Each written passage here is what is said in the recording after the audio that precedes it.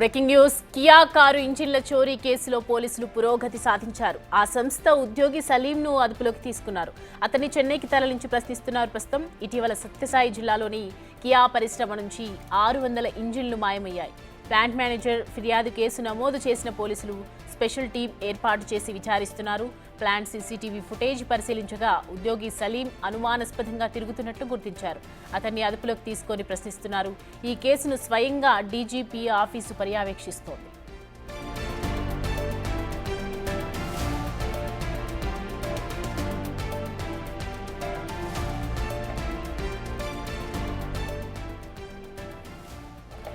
Kia car ఇంజన్ల చోరీకి సంబంధించినటువంటి కేసులో పోలీసులు పురోగతి సాధించడం జరిగింది. ఆ సంస్థ ఉద్యోగే సలీంను ప్రస్తుతం అదుపులోకి తీసుకొని విచారిస్తూ ఉన్నారు. అతన్ని చెన్నైకి తరలించి ప్రశ్నిస్తున్నారు. ఇటీవల సత్యసాయి జిల్లాలో ఉన్నటువంటి కియా పరిశ్రమ నుంచి 600 ఇంజిన్లు మాయమైపోయాయి. ప్లాంట్ మేనేజర్ ఫిర్యాదు కేసు నమోదు చేసినటువంటి పోలీసులు స్పెషల్ టీంను ఏర్పాటు చేశారు, విచారిస్తూ ఉన్నారు.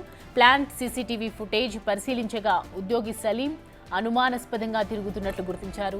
అతన్ని అదుపులోకి తీసుకున్నారు, ప్రశ్నిస్తున్నారు. ఈ కేసును స్వయంగా డీజీపీ ఆఫీసే పర్యవేక్షిస్తోంది.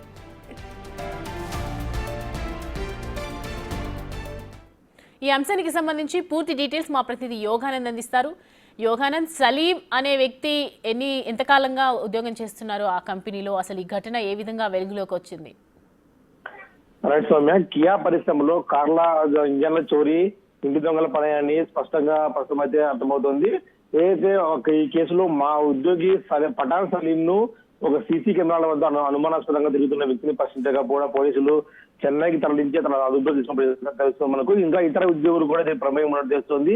ఇందులో మాజీ కీలక ఉద్యోగులు ఉన్నట్టు కూడా మనకు తెలుస్తుంది. ఎందుకంటే గత 5 ఏళ్ల నుంచి వీరే సంస్థ వార్షిక రికార్డుని మెయింటైన్ చేస్తూ ఉన్నారు. వార్షిక రికార్డుల్లో లెక్క తక్కువ ఇచ్చినప్పటికీ మనకు చూపించకుండా కూడా మెయింటైన్ చేస్తూ ఉన్నారు. అయితే ఇటీవల సంస్థ కొత్త ఎండి వచ్చినప్పుడు ఈ సంస్థ లెక్కలన్నీ కూడా తీయడంతో ఈ 900 కార్ల ఇంజన్ల చోరీ కూడా బయటపడి తెలుస్తుంది. అయితే ఒక సీసీ కెమెరాలో సలీం అలీ ఇక్కడ అనుమానాస్పద తిరుగుతుండటంతో అతని పట్టుగా విచారించగా మరికొంతమంది పేర్లు చెప్తూ తెలుస్తుంది. ప్రస్తుతం చెన్నైలో కూడా ఉంచి విచారణ చేస్తూ తెలుస్తుంది. అయితే ఇందులో కీలకమైన ఉద్యోగులంతా కూడా ఇతర రాష్ట్రాలకు వెళ్లిపోవడంతో వారందరినీ కూడా తిరిగి కియా పరిశ్రమ కానీ లేదా DGP office Mangalagiri DGP office కూడా పిలిచి విచారణ చేస్తూ తెలుస్తుంది. అయితే ఇది స్థానిక పోలీసులతో కాకుండా కూడా ఒక డీజీపీ ఆఫీస్ నుంచి కేసు స్వయంగా పర్యవేక్షిస్తూ ఉన్నారు. ఎందుకంటే స్థానిక పోలీసులతో మీడియాకు ఈ అంశాలు చేరవేసే అవకాశం ఉంది. ఒక మీడియాకే చేరవేసే మాత్రం దేశవ్యాప్తంగా ఉన్న కియా పరిశ్రమల పరువు కూడా పోయే అవకాశం ఉంది. కాబట్టి అలాంటివి జరగకుండా కూడా స్వయంగా డీజీపీ ఆఫీస్ నుంచి కూడా కేసు పర్యవేక్షిస్తూ ఉన్నారు.